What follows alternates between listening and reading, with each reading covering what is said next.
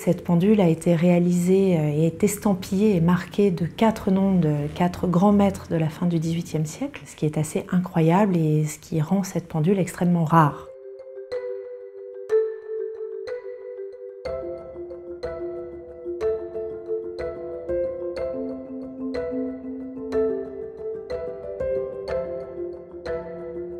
On arrive à retracer de manière assez précise toutes les étapes de fabrication de cette pendule. Lieutot, qui est donc l'ébéniste qui était spécialisé dans ces socles de pendules et qui est référencé uniquement sur des pendules qui sont dans de grandes collections aujourd'hui, ferme son atelier en 1780, ce qui veut donc dire que le socle qui a été pensé pour cette pendule, pour le commanditaire, a été réalisé au plus tard en 1780. Et c'est assez rare sur ce type de pendule d'avoir un socle en ébène, en plaquage d'ébène, puisque très généralement dans les modèles référencés, soit elles n'ont pas de socle, soit elles ont un socle en marbre.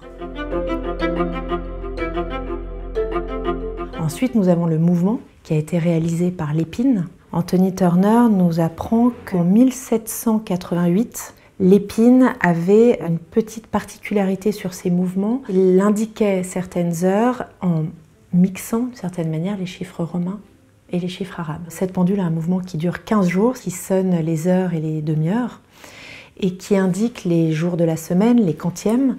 Les jours de la semaine sont représentés par leur symbole planétaire, et ça donne quelques fantaisies en fait sur le décor. Et Coteau, donc l'émailleur, qui est aussi un des grands émailleurs, c'est très rare de voir un émail signé, va utiliser ce cadran. Lépine va faire appel à Coteau et ils vont travailler ensemble. On a toutes ces signatures-là, et évidemment la signature d'Osmond qu'on retrouve de manière plus régulière. La qualité d'exécution en fait des bronzes est vraiment incroyable, la ciselure est fabuleuse. Et le détail de la porte arrière qui dévoile le mouvement est extraordinaire puisque cette porte est entièrement ajourée.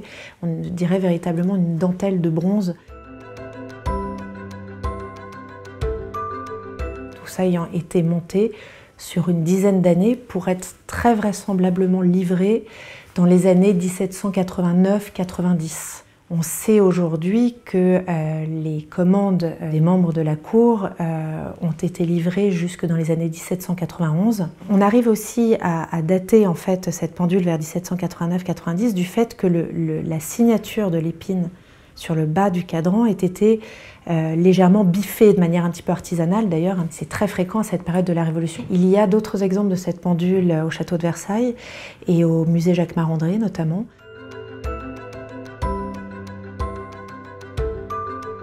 Voir toutes ces étapes dans la fabrication d'une pendule, c'est d'autant plus exceptionnel que cette pendule est vraiment dans un état incroyable. Nous avons pu faire démonter le mouvement afin de l'étudier de manière plus précise et on s'est aperçu que le mouvement n'avait absolument pas été touché. Il n'y a eu aucune intervention d'autres horlogers par la suite. On a d'ailleurs pu voir qu'un ressort était daté de 1774, qui est un petit détail qui plaira aux amateurs d'horlogerie.